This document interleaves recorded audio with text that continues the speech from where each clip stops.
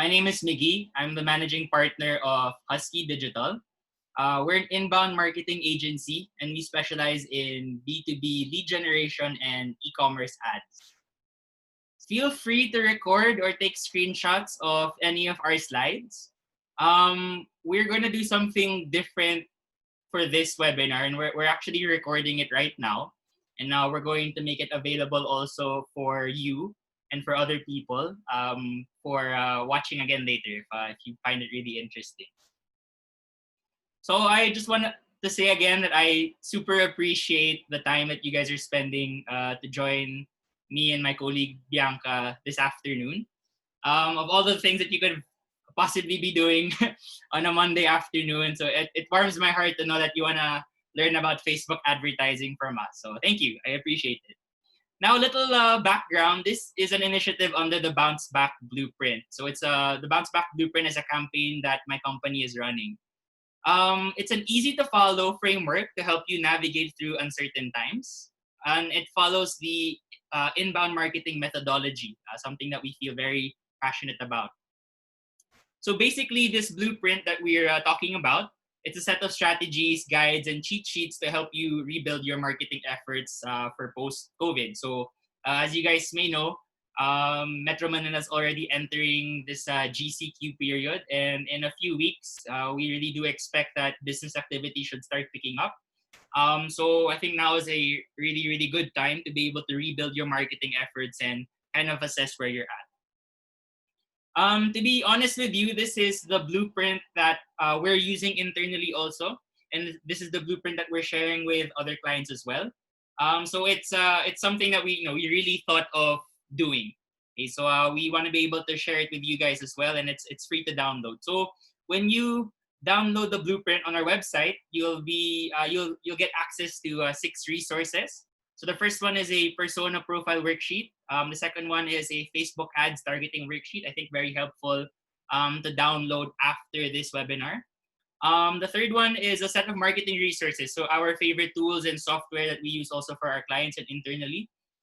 Fourth would be a set of lead magnet ideas.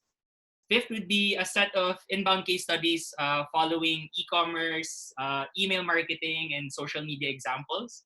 And a PowerPoint copy of the kickoff video that we launched about 2 weeks ago. So if you want to learn more about inbound marketing, we have a really nice lecture on it also available on YouTube. It's about 50 minutes, but you don't have to watch me for that whole 50 minutes. You can do it 10 minutes at a time. I'm very happy to share that we launched the campaign about 2 weeks ago. Yeah, just barely 2 weeks ago. And already 170 plus businesses have the blueprint. So we're getting really good feedback on it so far.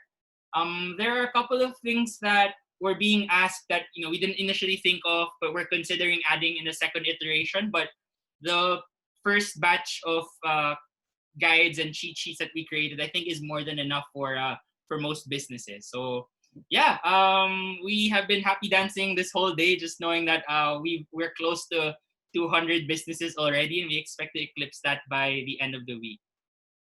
So if you want to learn more about the blueprint, you can go to our website, huskeedigital.com/bounceback2020. The blueprint is absolutely free to download. You just need to input your email address, and you'll be able to get those 6 things that I mentioned. All right, so let's just jump right into it, right? I want to be able to just briefly discuss the flow of the webinar.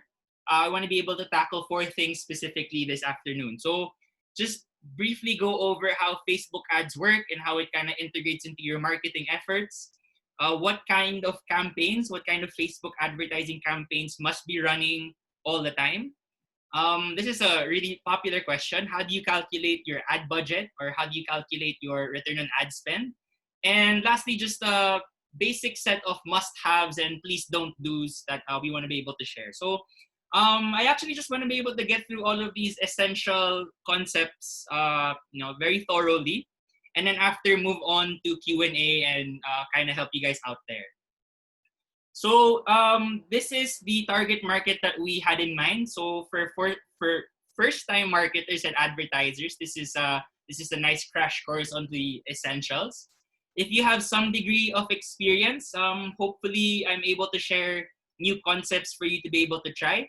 And of course, we built this with e-commerce store owners in mind.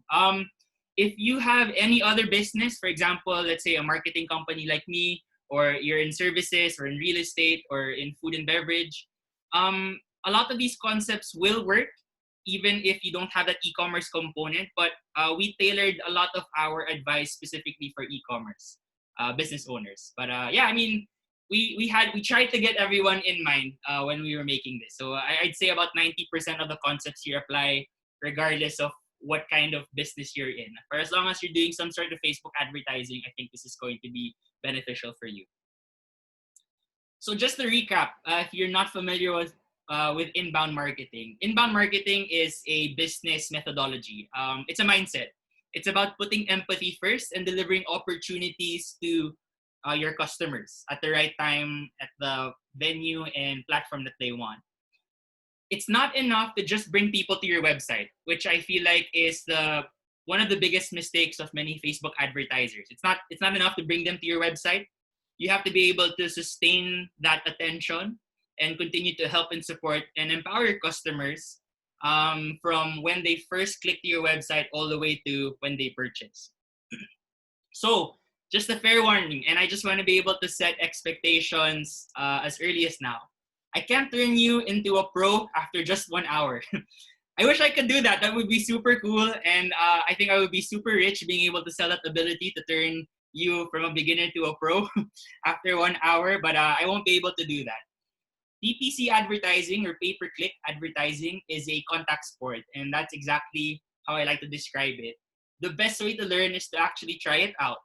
So much like any other sport, we can spend this whole afternoon talking about the rules and the concepts, but if you're not actually going to go out there and practice it, you're not going to get the full knowledge. Okay, so take this session as more of an FAQ kind of thing, right? Just to get you guys ready, just to brace you for what you're about to experience. But to be truly good at Facebook advertising will take beyond just 1 hour. Okay, so just for context, I've been doing pay-per-click advertising for about 4+ years already. I think I've spent, I've definitely spent more than ₱1 million worth of ad spend already. And even in my 4th year of doing it, and even after almost ₱1 million in ad spend, there's still a lot of things that I'm learning as I go. Okay, so it's not going to end. Like, the learning is not going to end. And yeah, I just want to be able to manage your expectations that you're not going to turn into a pro just yet. But I hope to give you enough of that confidence to be able to run your own advertisements after this webinar. So let's jump right to it. What is pay-per-click advertising if you're not familiar with it? PPC stands for pay-per-click, and it's a model of internet marketing in which advertisers pay a fee each time an ad is clicked. Okay, so you see this internet marketing model across all of the major platforms. So your Facebook channels like Facebook, Instagram, WhatsApp, you have LinkedIn, and then you have the Google channels like search, display, YouTube. Okay, all of these channels make money from pay-per-click advertising. So it's pay-per-click advertising is one skill under digital marketing. So if digital marketing was the umbrella topic or the umbrella train of thought, pay-per-click advertising is just like a small segment of that. And that's what I personally specialize in. So that's why I'm very passionate about these things. I could go on and on about how and why pay-per-click advertising works, but it is highly effective because you're able to target a very, very specific group of people. You're able to put your advertisements only in front of your most valuable audiences. Now, this wasn't the case before. Okay, before, when you were running advertisements, when you were a media buyer before, so that's the term that describes my profession. I'm a media buyer. You would choose TV spots, newspaper spots, or magazines, or radio spots. And what these networks or channels will do is they will tell you, okay, Miggy, for the target market of, let's say, male 25 to 34 years old, they usually watch this show from 6 to 7 p.m. Okay, so it was highly reliant on just your general demographics, which is age, your sex, and your location. That was that was pretty much it. But with the advent of these platforms like Facebook and Google, where they do as much as they can to capture all of the data, behavior and observed interests became the preferred channel for advertisers because it makes a lot of sense. Let's say for example, for me, I am a male 27 year old living in Makati, but other male 27-year-olds living in Makati don't have the same lifestyles as I do. Right? Some of them are much more rich, diba? Some of them are more educated, some of them might be more experienced in certain fields. So before, you were only limited to that. It was literally just those three factors. But because of because of these platforms like Facebook and Google, you have the ability now to target behavior and interest, which is more often than not a more powerful indicator of interest to purchase than just plain demographics. So think of it like this, just as a simple way to kind of wrap up this segment. With the old way of advertising on TV, on newspapers, on radio, it was almost like a shotgun. You just fire away and you hope that you hit the target. It worked well for the most part, and it worked well for a really long time. But again, with the advent of these data-eating machines like Facebook and Google, you had suddenly the ability to target very, very specific audiences. And when you're an advertiser and you're working with a limited budget, obviously you can't just throw that money away. You want to make sure that you put in the money in situations where it will make you more money, right? That's the point. You're not a charity case. And paid advertising, pay-per-click advertising rather, allows you to do that at a tremendous scale. Okay, so I want to briefly talk about Huskee Digital's media buying methodology. So this is a segment of the, I guess like you could say, proposals that we send over to our clients. Just talking about how we think about paid advertising, and hopefully you take away something from here and apply it to your own business. Now, it was really funny. So I had a really long conversation with Bianca, my colleague now, on what we should focus on for this afternoon. Should we talk about methodologies, mindsets, or should we just show them how it works? I can easily show you how to use these tools, right? That's not going to be a problem. Like the technical ability, just clicking that buttons, that's fairly easy to do. In fact, a lot of the things that I do as a media buyer is very repetitive. I will wake up, I will check my ads, I will click a couple of buttons, and I will focus on another task. That's my life. But the thinking behind those clicks, that takes a lot of years of experience. That takes countless mistakes to be able to build the instinct to be able to set up those ads in the proper way. So like I mentioned, I'm not perfect at it. I'm learning a lot now as I continue to go along. So that's why we wanted to focus on that instead. I think imparting the mindset that we have will allow you guys to use the tools better. And like I said, I mean, there's just a ton of material already on setting up Facebook ads. And in fact, we're actually going to be releasing our own version of that. So we've shot videos of ourselves setting up the Facebook ads just to show you how it looks like in the back end. And we really just wanted to spend this afternoon talking about mindset. Right. So this is one of the biggest takeaways, and I hope you guys, you could screenshot this, put it on your wall so that you never forget. On average, and I can share the article on this. On average, it takes customers about 7 to 13 interactions with your business online before they take any action. Now, if you think that this is a ridiculous amount of interactions, when you audit your own behavior, you're going to realize that 7 to 13 is not a lot. So let's say, for example, count with me. Let's say, for example, I'm a new restaurant and I want to put myself out there. So what will I do? I will run a Facebook ad and someone will see that. When someone sees the Facebook ad, they will go to my Facebook page. That's number 2. They will look through my content. They'll see something that they like, they don't like, and then they will stop looking at my page. And then the next day, I hit them with an Instagram ad because I retargeted them. So that's the third interaction. And then it really got me interested. So now I look at reviews on Google. Let's say, for example, I see a Zomato review a Zomato page that I will go to. I will look through that content and then I will convince myself, okay, maybe like it's time to do that. I will go back to their Facebook page. I will look through the menu. I will look through the things that I will like. I will probably tag a friend to go with me to invite that person. Well, now to order because we can't go to a physical restaurant.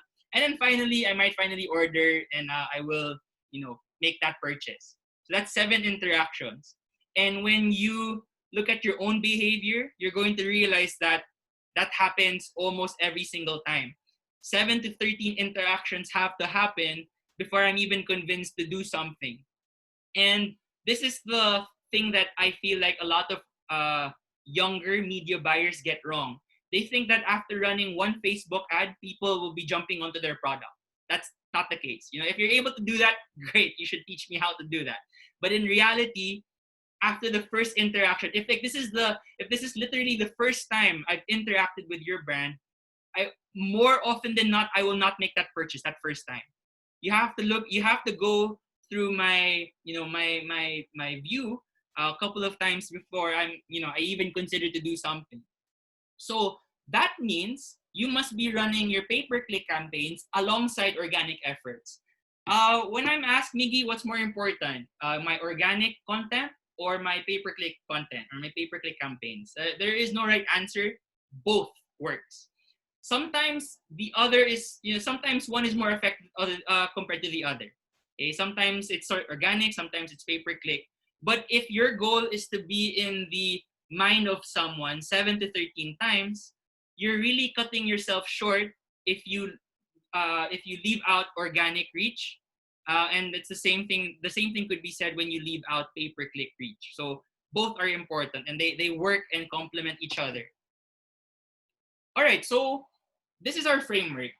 We really believe that every paid advertising campaign, so again, this is paid advertising, has to have 3 components. Okay, there has to be acquisition activities where you're doing 2 things. So there are 2 kinds of acquisition for us, acquiring for us, acquisition campaigns. So let's stick with that.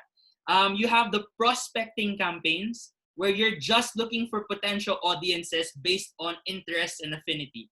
And you have re-engagement. Okay, so these 2 activities, they take up acquisition, where you're acquiring traffic to your website, or you're acquiring interest. You have to look for people who are interested, and you have to sustain their interest. A lot of marketers fall off in this step because for reasons I'll explain later. But basically, first step is acquisition, and you have 2 parts there. Looking for potential customers or potential traffic to your website, your social media accounts, and re-engagement or warming them up. So it's not enough that you get them to your website. You have to warm them up, right? So again, this is interaction number 1. This is probably interaction number 4, 5, 6, and 7. All right. Second component is retargeting. And this is the moneymaker. This is where you inspire your warm audiences to take action, like completing a purchase or submitting a form or registering on the site. I want to share 2 interesting stories with you. So if you've ever had the misfortune of adding to cart on, let's say for example, Lazada or Shopee or any e-commerce store, and then you start, you change your mind because you're trying to save up and trying to be a good person and not spend money. You leave, and then you start to see their ads following you around. That's not by accident. Those are called retargeted ads or retargeting campaigns. And I can tell you that big platforms like Lazada and Shopee, for example, they spend a ton of money to get you to go back and purchase again. So retargeting is so crucial because again, their mindset is, I'm not gonna get you the 6th or 7th time probably. I'm probably gonna get you a couple of more interactions down the road. So if they're able to stay in your headspace a couple of more times, that's where they get you. And again, you don't have to look so far. You look at your own purchasing behavior on average, and you're gonna realize that most purchases that you make, when you the interactions leading up to that first purchase, there were so many hoops that you had to jump to be able to convince yourself that this was a purchase worth getting.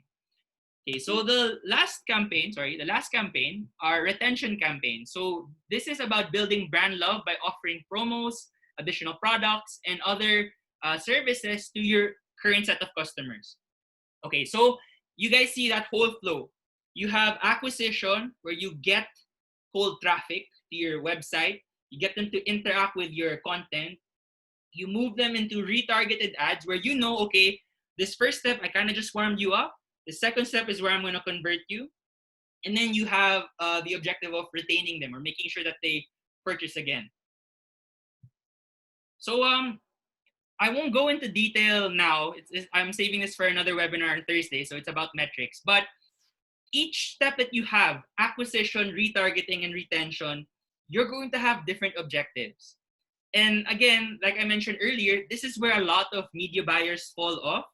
They think that they're supposed to achieve everything at the same time, when in reality is you gotta build it step by step, and you're going to have different objectives for different parts of your marketing funnel. So remember, each campaign is completely different. My prospecting campaign is not going to close me a lot of sales because it's exactly self-explanatory. I'm just prospecting. I'm not trying to sell to you yet. But of course, my retargeting and my retention, that's where I'm going to have a lot of sales. I may not attract the same number of people, right? I'm just talking to my core group of people, but I'm closing sales. So be mindful of that. And that's the biggest mistake that I see. People think that they're supposed to be achieving everything every step of the way, when in reality, it's not like that. So as a reference, okay, just going back to our 3 steps here. During acquisition, the acquisition stage, your only job is to sell the click. This is, going back to what I said earlier, this is the number 1 mistake that I see people make when they're running their first Facebook ads. They're trying to sell to people on the very first ad, okay, which again does not make any sense to me. If you're able to do that, then great, right? I'm not saying that it's impossible. You will probably close a few, but you won't close a lot. Your only job when you run your acquisition ads is to sell the click, meaning convince people just enough to get them to your website or to get them to your social media accounts or to get them wherever you want to get them. That's it. You're not supposed to sell on the click. You're not supposed to sell on the first step. You're just supposed to sell the click. The selling of the product happens in the second step. So you're retargeting, this is where you sell the product. After you warm up prospects and you sell them on the click, that's the only time that you sell them the product. Okay, and then the last step, of course, is you sell the brand love, or you sell the affinity of why it's so great to continue becoming a customer. Okay, so when you're looking at each of these steps, it makes much more sense now when I say that each step has different sets of objectives, and I'm not trying to do all of these 3 things at the same time. Imagine this, guys. On the very first step, let's say the acquisition step. Imagine how awkward it would be to receive an ad, talking about how much you love a brand when I've never heard of this brand to begin with, right? Doesn't make sense. Similarly, in the retention aspect, I don't have a lot of incentive now to sell you the click because you've made purchases from me before. Okay, so know where you're at in this whole system when you're creating your Facebook advertisements, and sell the appropriate objective. So if it's an acquisition campaign, you're only selling the clicks. I really want to stress this because this is the most important step.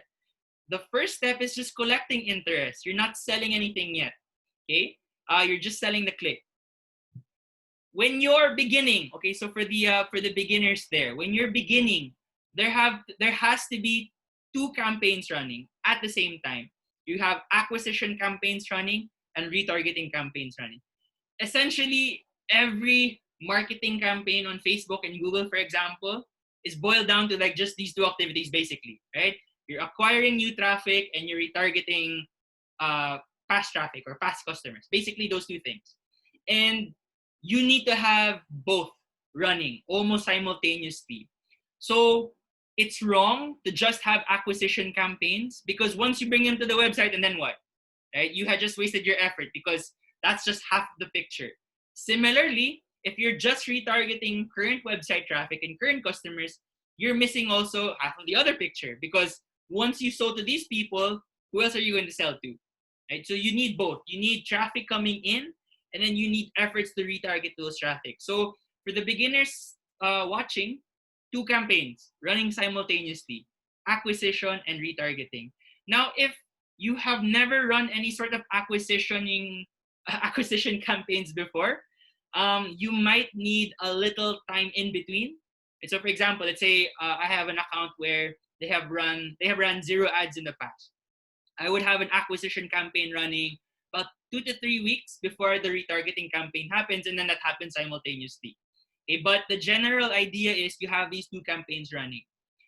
Okay, so again, I don't want to go through the actual Facebook ads tool at the moment, but in case this is the first time you've ever seen it, this is what it looks like. Every Facebook account has an ad manager assigned. So just by having a profile on Facebook merits you an ad manager account that you can access anytime for your business. So again, this is going to be for a separate video that Bianca and I will be releasing.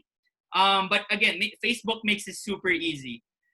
Depending on where you're at in that funnel, depending if you're acquiring customers or you're retargeting, they're practically holding your hand to that whole process. So I still remember the time about 4 years ago when I first started, where it was complicated to run Facebook ads. Facebook didn't care as much about how it looked like, but now super easy. They practically hold your hand to the process. And again, I will go through it in another video that we will upload on YouTube. All right, this is what your basic e-commerce funnel will look like. There are dozens of things that you can track on your website. Dozens. Every button click, every little movement on your website, you're able to track. But just to keep things simple for you, since you're just starting out, there are only really just 4 things that you need to know: impressions, clicks, purchases, and conversion rates. That's the only thing. So just a brief overview: impressions, that's the number of times your ad was seen. So let's say for example, I'm passing by I'll use a real world example. Let's say I'm passing by EDSA northbound and I see a billboard. I pass by EDSA 5 times, so I pass by that billboard 5 times. That counts as 5 impressions because I saw it 5 times. Even though I'm one person, I saw it 5 times, it counts as 5 impressions. So for you, it's a good sign if Facebook and Google is showing your ad to a lot of people, because it doesn't guarantee that. But the fact that it's generating a lot of impressions, typically a good sign. Next, you want to be able to track clicks. So these are the number of clicks that you get. So let's say, for example, you have an ad on Facebook. When people click it and go to your website, that counts as a click. And then you have your purchases. So how many purchases you're able to close on your website, and your conversion rate, which is basically how many, the percentage of your clicks that turn into a sale. So like I said, there are a ton of metrics, and if you're a more advanced marketer, this is going to sound rather simplistic, but again, like my reference point is many of you are just starting out and you just want to hit the essentials when you're starting out. It's just the impressions, clicks, purchases, and conversion rate of your e-commerce store. That's the basic funnel that you need to understand. Okay, I just want to be able to share this with you also. So across all of the paid media platforms, we have, of course, your Facebook, Instagram, YouTube, Google Ads, LinkedIn, and MailChimp. This is our general recommended split for our clients. This is the general advice. But sometimes we will change this when the situation calls for it, or budgets are changing, or it's not appropriate for the client. But generally, if I had to average out the number of times we give this kind of advice, this is the split that we're looking at per step. So as you can see, Facebook and Instagram, really powerful all throughout acquisition to retention. Your Google channels like YouTube and Google Ads, somewhere in the middle, they're really good. And then LinkedIn for earlier on. Again, this is just our general advice. This will differ per client, but easiest way to look at it is like this. But essentially, guys, in theory, you can have all steps for all platforms. That should all be colored. But again, budget constraints will be different, situations will be different, and on average, this is the advice that we're giving. So yeah, Facebook is king when it comes to like all steps. Now, I want to be able to share with you guys our general course of action. So let's say the situation is Miggy has a new client, setting up a new ad account. What are the steps that you take? And this is exactly what we do. So the first step is to review all of the marketing data. For social media, we want to look at engagement numbers, their current, their current click-through rates, their current return on ad spend that they have. And for their website, I want to be able to look at bounce rates and site action. So again, a lot of these are, they may be unfamiliar terms, and unfortunately, I won't be able to cover them during this webinar. But basically, this whole first step is just looking at my my clients' marketing data, right, to see where they're at. Because if I want to bring them to a certain point, obviously I need to know where they're currently standing. So first order of business, pinpoint exactly where they're standing. Now, second step is building those benchmarks. So we look at past data and then we tell our client, okay, client, the last 12 months, this is what you've been achieving and this is what we're going to be improving.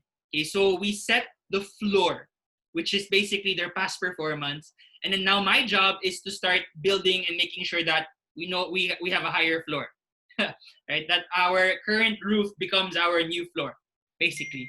Now, in the absence of such benchmarks, which happens more often than not. So if you don't have any benchmarks, that's okay. We turn into industry standards.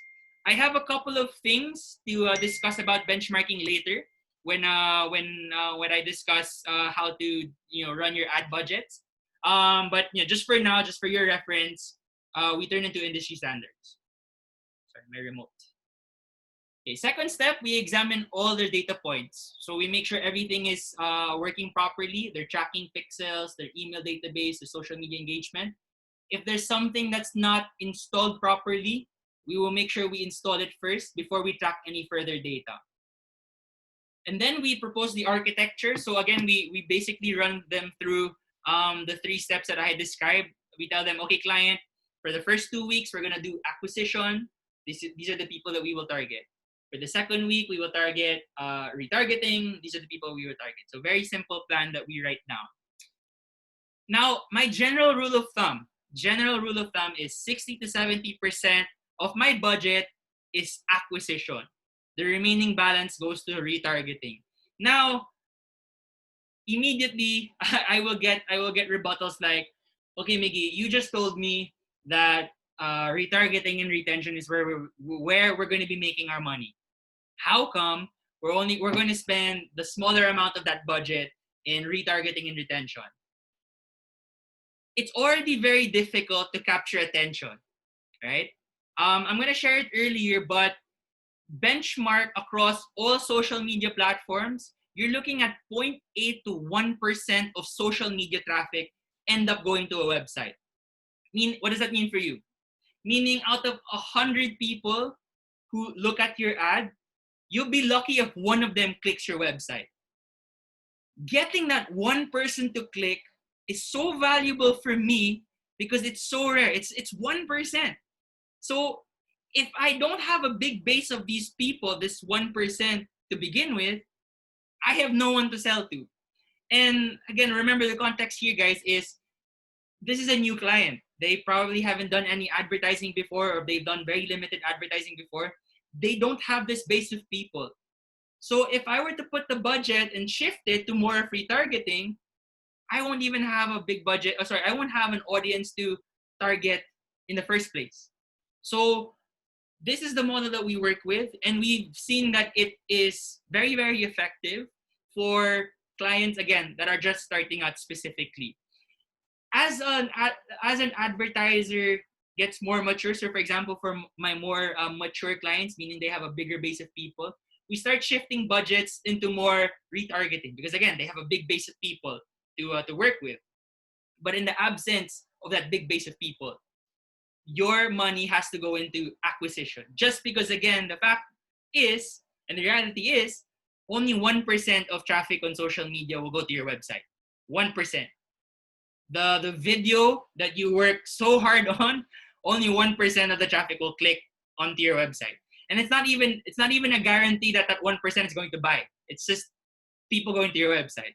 Okay, so I will fight tooth and nail to get that 1% to my websites. That's why a bulk of my budget goes to acquisition.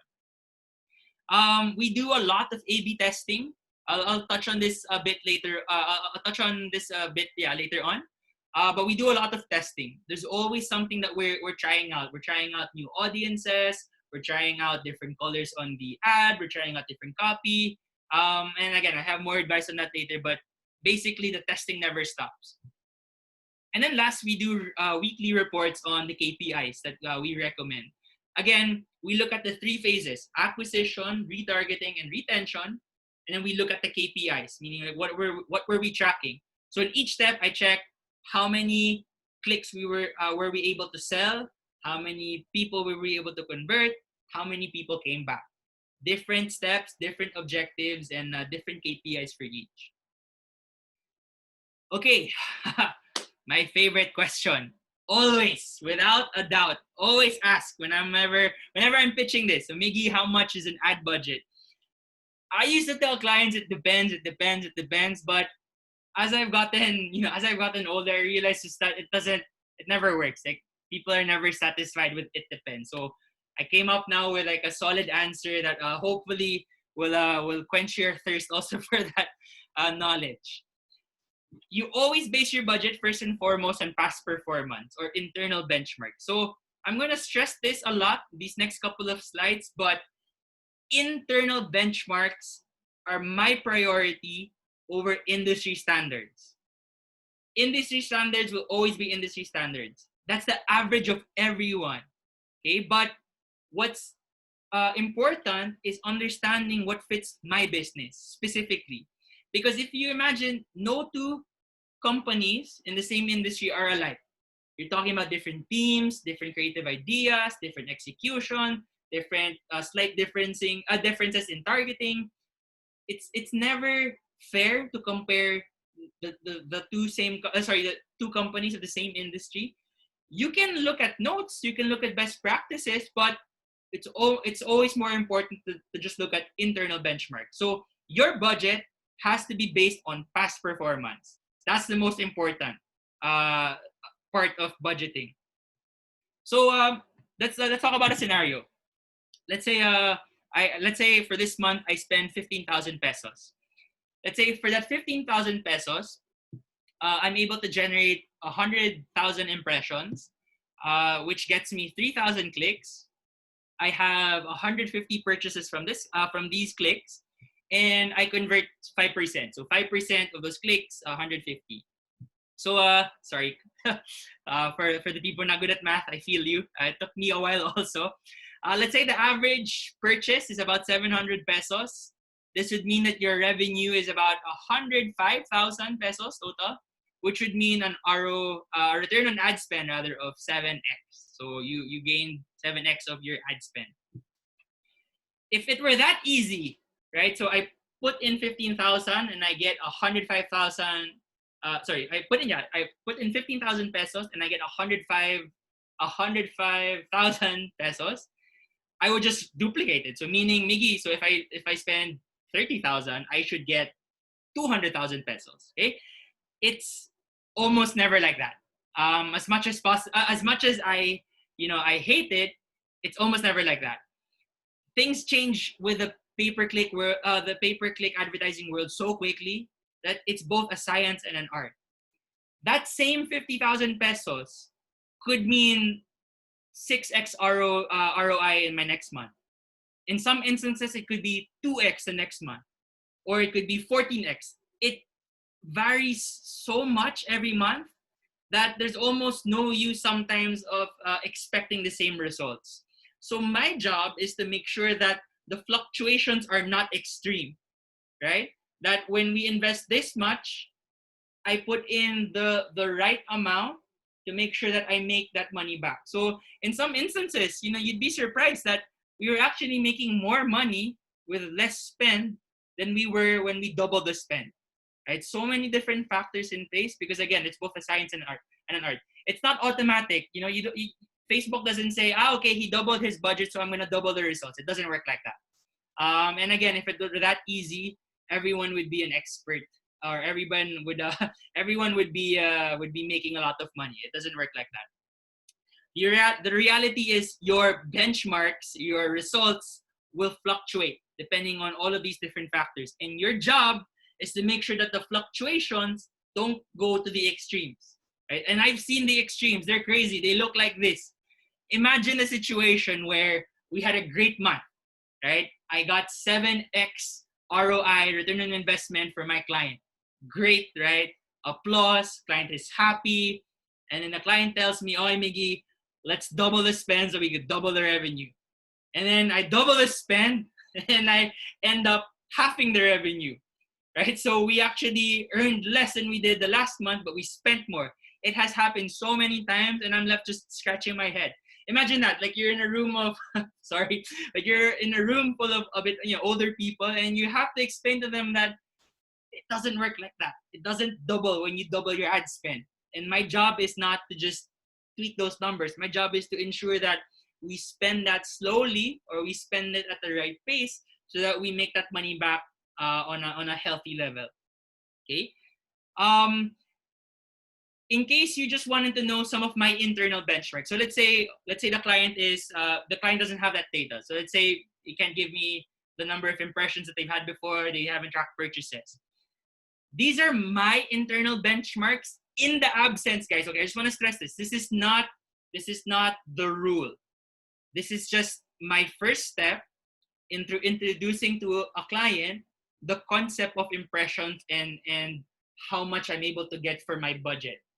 Okay, so my internal benchmarks is I spend 50 pesos per CPM. That's the metric, or 1,000 impressions. So if I wanna buy 1,000 impressions from Facebook, I pay 50 pesos. That's my benchmark.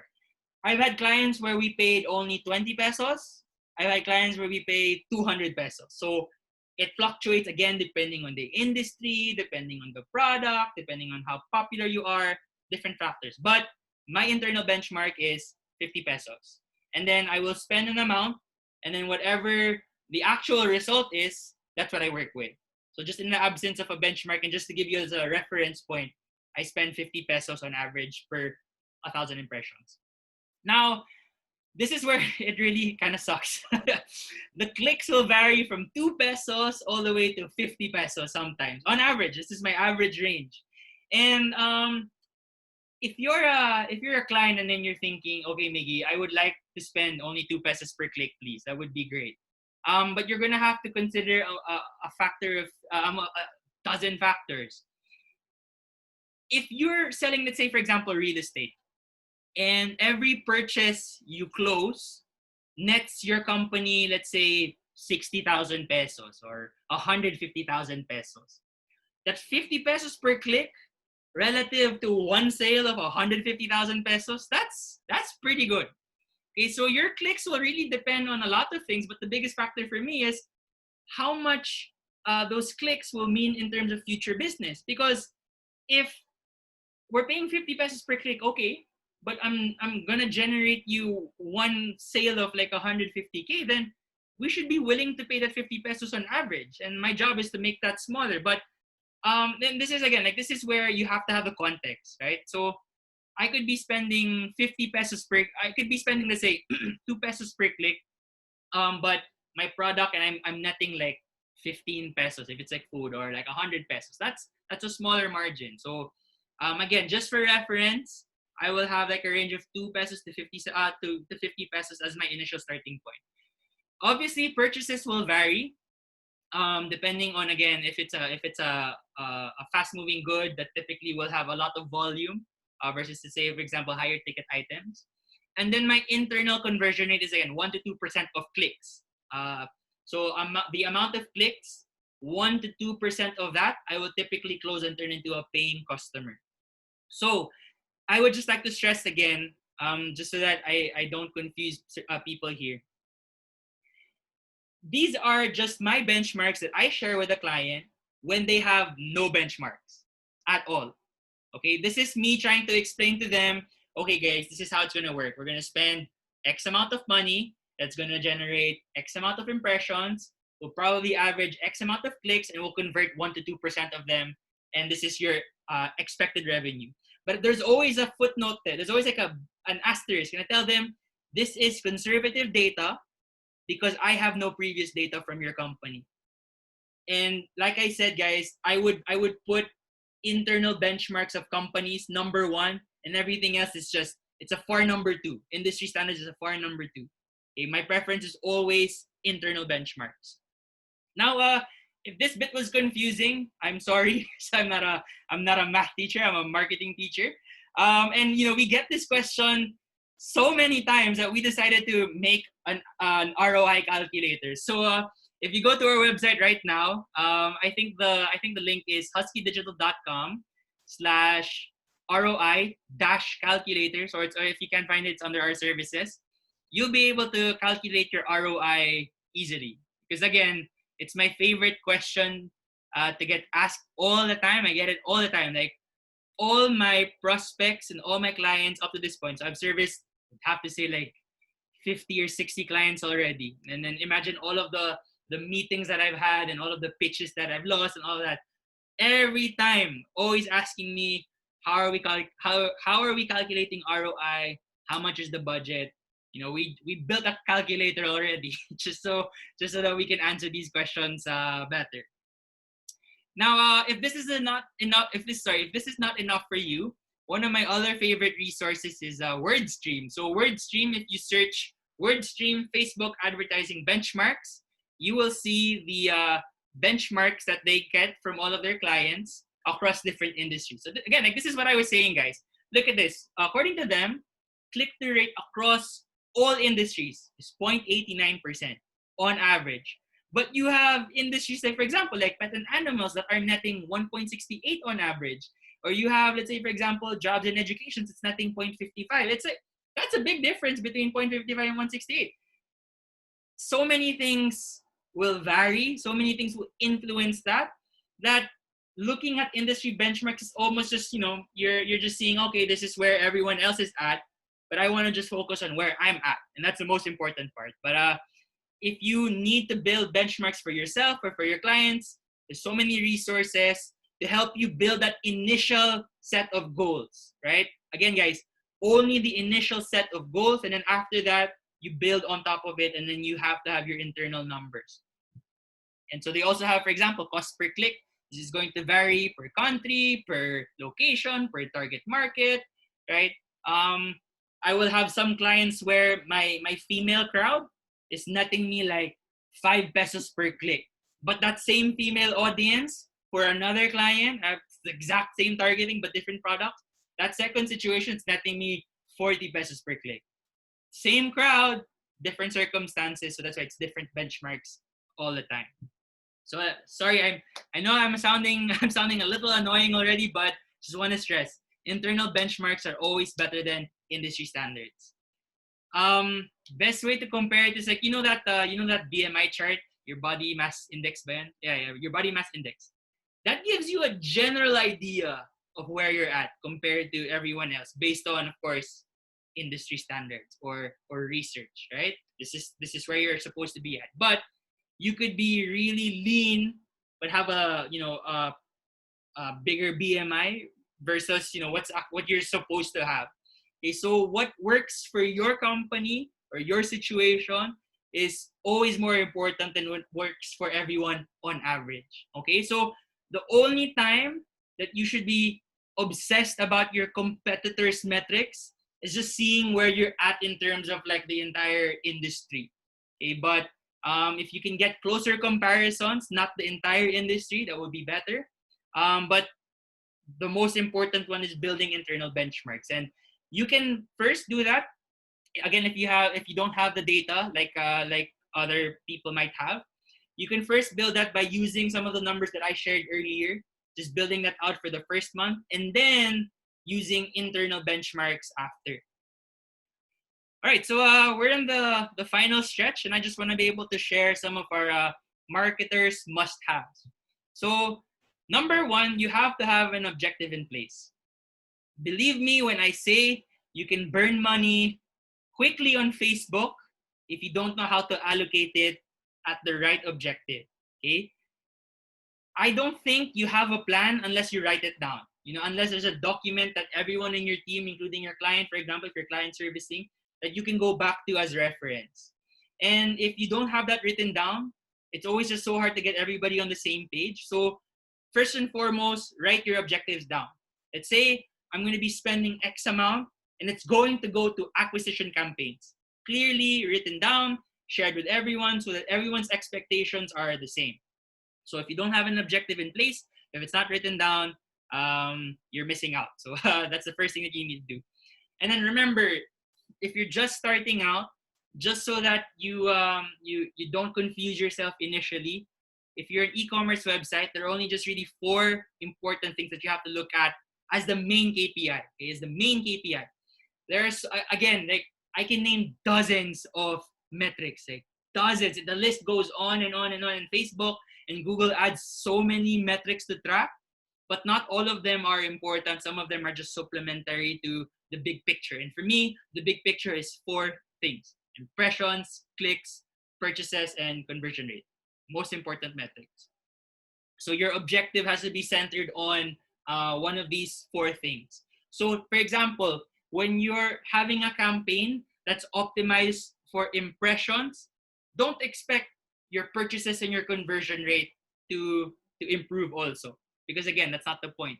Similarly, when you're on the other side of the spectrum, when you're trying to improve your conversion rate, don't expect a lot of people are going to, view your ads. Okay?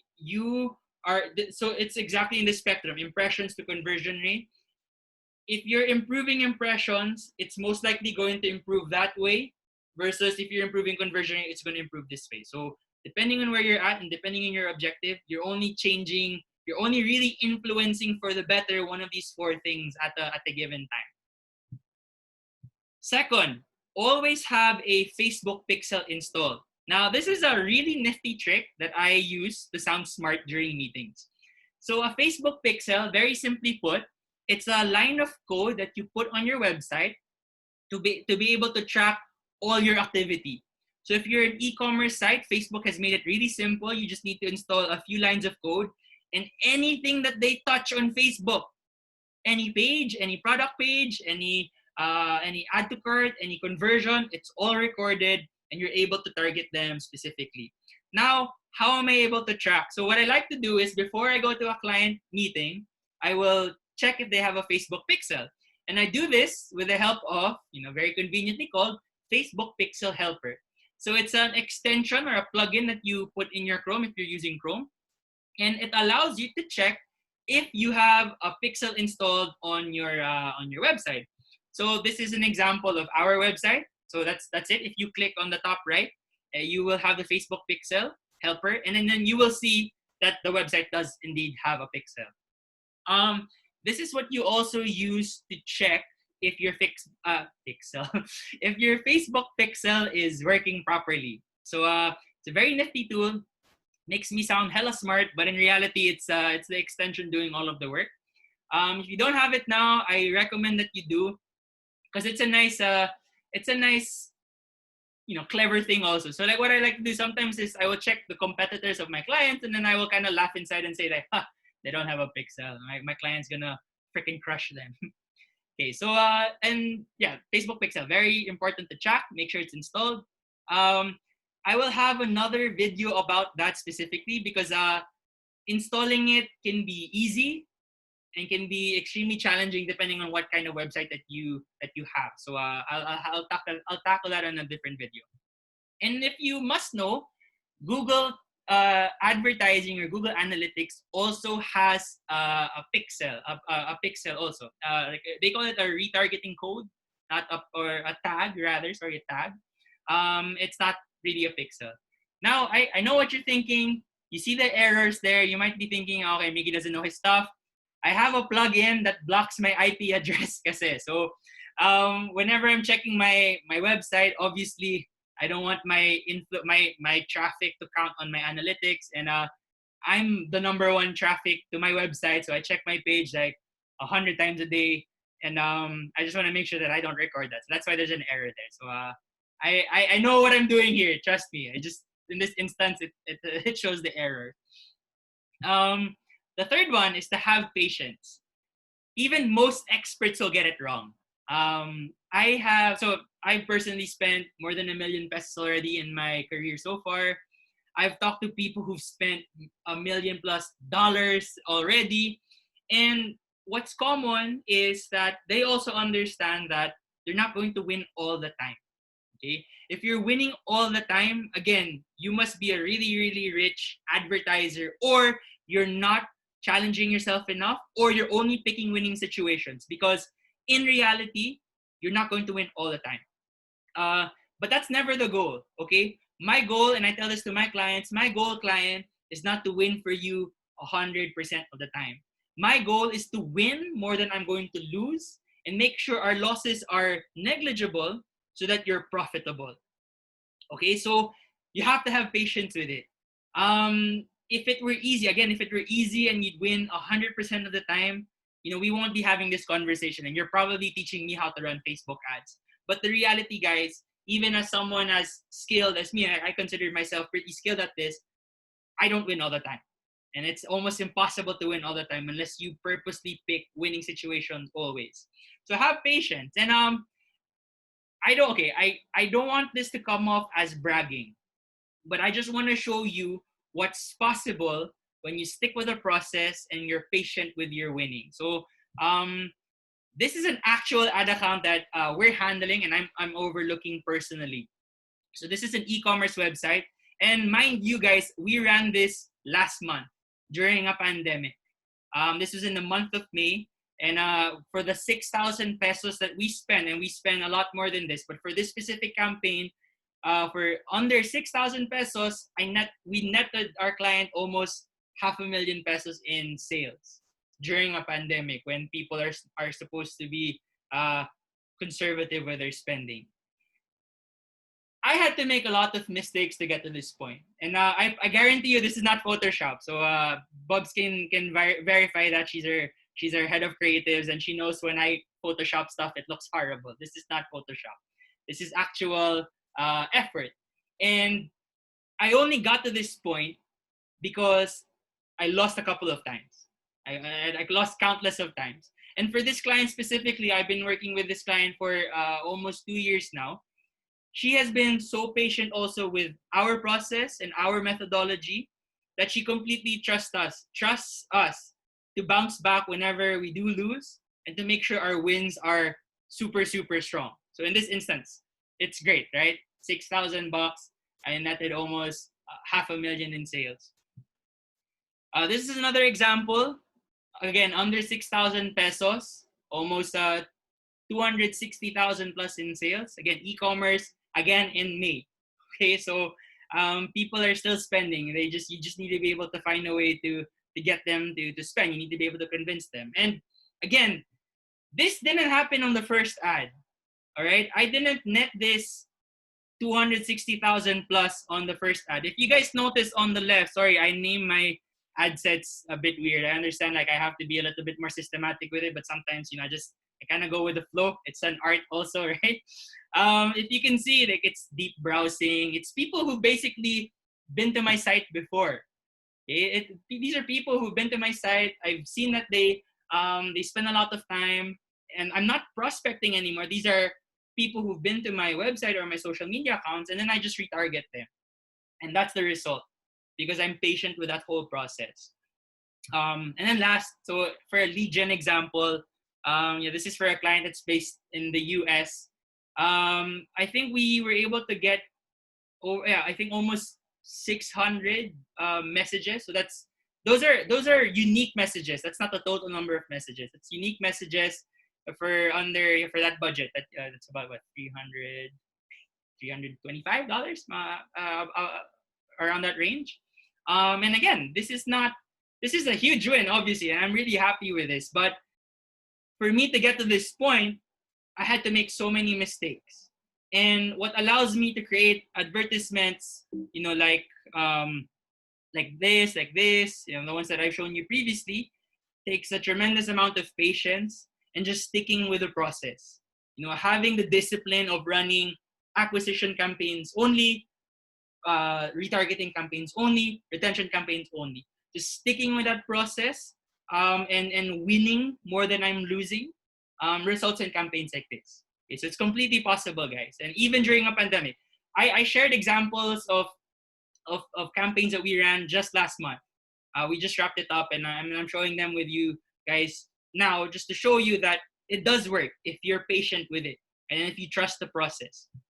So you can imagine the look in my face, right, when we were able to turn bad months in March and April where our spend wasn't that good and the ROI wasn't that good, but we stayed patient with that process and we paid dividend, and it paid dividends for us in May when we raked in all of that. Again, I am very happy to tell you that I made all of these mistakes, and to get to that point where I can run campaigns at that efficient levels, it's taken me a while, and I continue to make these mistakes. But I guess that's the fun part about media buying. Like, you will continue to learn for as long as Facebook and Google wants to change things. There's always something new to pick up. But if you stick with the process, you have a certain set of principles. You will win more than you will lose, and I'm happy to say that for my clients, we win more than we lose. And at the end of the day, they're happy with that. And I always look like this after after our reporting. All right, a list of marketing don't do. So the three things that I hope that you never do, like, please, Lord Jesus, don't do. The first one is, don't try to sell the product during prospecting. Remember, you're selling the click. The first step, right? You're selling the click. Just imagine that mindset. The number one mistake of first-time media buyers or first-time advertisers is that they're selling the product on the first step, right? The first interaction with a customer, they're already trying to sell to you. Nobody likes that, right? I hate it. I know you hate it. Nobody enjoys being sold to on the first try, on the first conversation. So for that prospecting campaign, when you're just introducing yourself, sell the click. Sell going to your website. Sell going to your social media page. That's it. That's your only agenda. Obviously, I want to sell, right? Obviously, I want to make this sale. I need you to convert into a customer. But I can't turn you into a customer until I turn you into a click, until I turn you into a website visit. That's the first step. That's the first ingredient. And if I can't do that, I can't turn you into a customer. Biggest mistake I see, really, and I want to stress this, biggest mistake that I see, people are trying to turn other people into customers on the first try. Not going to happen. Definitely not going to happen. So don't even bother. I've made that mistake. I tried to push that out and it just doesn't work. Okay? And we go back to the concept of inbound marketing. Inbound marketing is about empathy. Okay? We are almost never sold the first time. You don't have to look so far. And this is the thing with inbound marketing, guys. It feels like common sense because it is. You don't have to look so far. When you're wearing your hat as a customer, you avoid people who hard sell to you the first time. When it's not a brand that you're aware of, like, you don't like being sold to. And it blows my mind that when we change our hat from customer to business owner to marketer, those rules don't apply anymore. Now suddenly I just want to sell to you because I'm the only one who doesn't like being sold to, but you like to be sold to, so I'm going to sell to you. It doesn't work like that. Okay? It sounds like common sense. It sounds like a cliche because it is common sense. We don't like being sold to on the first try. Okay? And your ads, right? Your ads are not an exception. I'm sorry. It doesn't matter how great your product is or how fancy your branding is. You might get a few people to buy on the first click or on the first interactions or less than 7 interactions, but that's not sustainable. The reality is, on average, you add all of your customers up, you're going to have people interact with you on average about 7 to 13 times before they make a purchase. Okay, second, do not optimize for everything in one campaign. Again, different campaigns have different objectives. And it boils down to this, guys. If everything is important, then nothing is. Wow. Ouch, right? If everything is important during the prospecting campaign, if impressions, clicks, purchases, conversion rate is important in this stage, nothing is important in this stage. You have to get your priorities straight. Okay, so again, goes back to what your objective is. If it's a prospecting campaign, have 2 or 3 key KPIs. Just look at 2 or 3 2 to 3 key things, and that's it. Those are the only essentials. Not everything is important at the same time. There's different varying degrees of importance. And just remember this, guys. It's the same thing with your marketing metrics. If everything is important at the same time, then nothing is important. Last, do not run single ad sets or feature limited products only. Okay. Always be testing. I really love this mindset. Even up to now, I feel like my love for testing new things in my advertisement, my advertising campaigns, it's at an all-time high. So I would like to test different things. So for example, sometimes I will test different demographics. Sometimes I will test different interests. More often than not, I will test different placements, different ad creatives, because you'd be surprised. You'd be surprised like where the money is coming from. So one of my favorite stories to tell is during when was this? I think it was the 11/11 campaign of Lazada. So we had a client. He joined the Lazada campaign, and we wanted to run advertisements and make sure that we're generating a lot of activity. Now, my mindset and me and my team, we thought that, okay, for our product, we're going to sell the most on the Facebook feed, right? So we had an ad for the Facebook feed, the typical ad.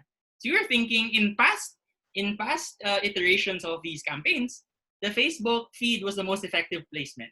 Okay, so great. So we ran an initial test, and then we were surprised to find out that the highest performing ad set or platform was not the Facebook feed, but the Facebook marketplace. And this is where my bias as a person and my teammates' bias as a person came in. My bias is that I don't look at the marketplace. So like, I'm not going to put my ads there because nobody buys there. But upon testing, we were completely wrong. The marketplace placement was actually more effective than any other placement by a mile. So much so that we told our client, okay, like we did our initial test, just in time for the 11/11 sale. And then we gotta go marketplace here. We gotta put a majority of our money here. And true enough, it was a great day for our client during the 11/11 sale. So I'm very happy to be wrong during times like this, because again, there's just so many factors. You think you get it right, and sometimes you get it wrong. It's so funny. Like there are some ad sets or like ads, for example, that I will really, really think hard on. Like I will write really good copy. I will try to be super creative with my targeting, and then it flops. I put so much effort into it, and it's a losing ad. And then there are some ads where I'm just kind of thinking like, let's just do this, boom, whatever we come up with, and then it works. Okay, so I want to take credit for that. I wanna pretend like I'm some sort of I have like the Midas touch, but it's not the case. Sometimes situations will be different. Sometimes the ad sets that I don't put a lot of effort on, they tend to be the highest converting ones versus the ones that I put a lot of effort on. Okay, so that's why in every campaign, what we like to do is for a given budget, we will spend about 10 to 15% just testing. Right, just testing. So let's say, for example, we say, okay, client, for this campaign, we're gonna test male or female. We're gonna see which is higher performing. And if after 15% we realize that it's the male audience that is higher performing, more often than not, we will put a lot more budget there than the female audience, because again, this is what gets us more bang for our buck. And so always be testing, guys. All right. Last few things. Things that you need to take note of. So I mentioned the WordStream benchmarks earlier. Nice resource to have. The Facebook helper, Pixel helper, sorry. And I want to talk about two more tools. The first one is the Facebook overlay tool to check advertisements, and the Facebook blueprint for additional learning. So this is what the Facebook overlay tool looks like. I will provide a link. Sorry, I realized that I should have put the link here. But basically, it's a tool for Facebook. It's a tool on Facebook where you upload a certain advertisement, and then it will tell you if it's going to run properly or not. Because Facebook doesn't like a lot of text, and it won't run ads that's why I was fairly surprised that this was going to run. I was going to use this as an example, as an image with a high amount of text, but for some reason they okay this. So like, hey, I don't make the rules. Like I just don't hate the player, hate the game, right? But yeah, this was going to run. So why is this important? If you hit this category, so if you can see, if the image text is too high, Facebook is not even going to run that ad, or if it will, it's going to purposely limit showing it. You get that? Like Facebook is such a jerk sometimes. They will limit it on purpose, even if you're paying them money.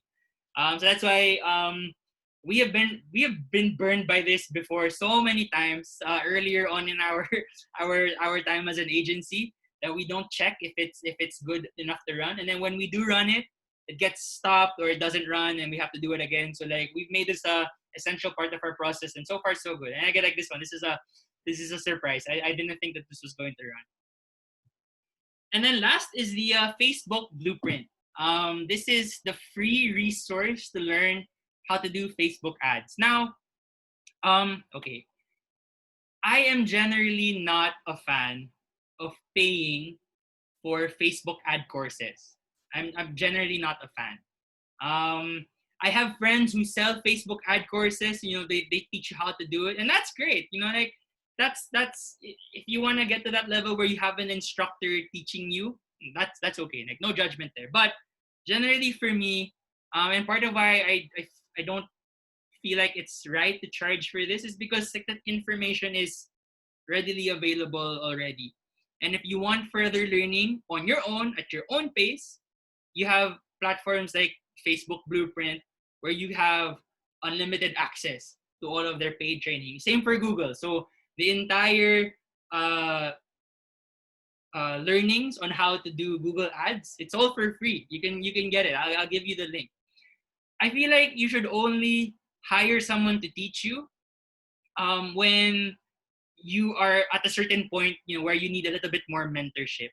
But if you can afford to kind of learn at your own pace or learn by yourself, I would recommend that you do that. Because again, there's just a ton of free resources. If it's not on Facebook, there are tons of YouTube videos that you could use to learn for free, right? So I'm just a fan of free learning. When I started, about 4 or 5 years ago, I knew nothing about Facebook advertising, nothing, as in zero. And I was able to just pick up the pieces and learn all of these things by myself. Right? So I consumed tons of videos, I followed a lot of people, I read up a lot of articles, and I practiced a lot. And I continue to practice. That's my mindset, that I'm still not at the level where that I want to be in. Right? So again, like if you know someone who's selling paid Facebook ad courses, that's great. Like nothing against you, nothing against them. But for me, everything that you need to know is already available online for free. And if you just want to break through certain barriers, I feel like that's the only time that you should be paying for Facebook ad courses. All right, so I'm gonna get into Q&A. So we have a couple of questions here. I just want to be able to share some of our upcoming webinars. So again, the point of this whole webinar now is just to kind of give you like the working foundation so that you get the confidence to start doing Facebook ads. If you need a little bit more of the technical videos, we're going to be publishing those really soon, and we'll upload it in our YouTube channel for you to consume for free. If you want to learn more about benchmarking, about marketing metrics, we actually have a webinar on it this Thursday. I'm super excited about this. I didn't anticipate the amount of interest that we're getting. So as of today, there are 85. My last count before I started this webinar. There are 85 participants already. So I'm super happy. I didn't think that this was going to be such a problem, but apparently it is. So we're going to have a webinar on it on Thursday. So if you want to join us and get a little bit more in-depth conversations about metrics and how to do benchmarking in different situations, this is the course for you. Right, so a couple of other things. If you've downloaded our blueprint, so the bounce back blueprint that I talked about, we're going to have blueprinting sessions soon where I'm going to be answering the blueprint myself. We're going to have a content strategy webinar these next few weeks. So we're just trying to pull people in together. If you need a CRM, so that's a customer relationship management tool. So we are, in fact, a HubSpot certified agency partner, and we can help you set that up. And this is another thing that I super enjoy talking about. So Google search ads, I feel like they're super underrated, and we'll have a separate webinar very similar to this. Just kind of getting to the nitty gritty of Google search ads. Okay, so our last word on inbound marketing before Q&A. We're all feeling the effect of this pandemic, but really, guys, now is not the time to be selfish. This is the time to rebuild, to engage, and to find solutions. And the most value-adding business will win. If your mindset right now is to sell the product when you're supposed to be selling the click, you're not going to get very far because you're not value-adding. Right? You're trying to convince someone to buy something without first understanding if they want to buy it in the first place or if they have that problem in the first place. That's a lack of empathy. Straight, just to think about it like that. And I understand right now it's easier to think like, okay, like I just need to make my money back. I need to scale faster. But e-commerce is a long-term game, guys. It's a long-term game. There's a process, and you need to be able to look at the bigger picture and understand that now is not the time for selfishness. And if you can put just a little bit of empathy by, again, just putting yourself in the situation of your customers, you will see the returns better as you move along. Right, then I will leave you with this, my quotable quote: empathy is a marketer's greatest strength. And if I were to just recap the entire spirit of inbound marketing, it would be this: give before you take. Ask yourself, how can I sell this product? Sorry, don't ask yourself, how can you sell this product? But ask yourself rather, how can I give value before I ask you to do anything for me as a marketer, as a business? All right. Thank you so much for your time. Sorry, I didn't realize it's more than an hour already. So there are a couple of you that stayed with us to the very end. I super appreciate it. You can learn more about our paid advertising. You can check out our ROI calculator also on our website. It's huskeedigital.com. Send us a whoop anytime if you have any questions. And we'll get into Q&A.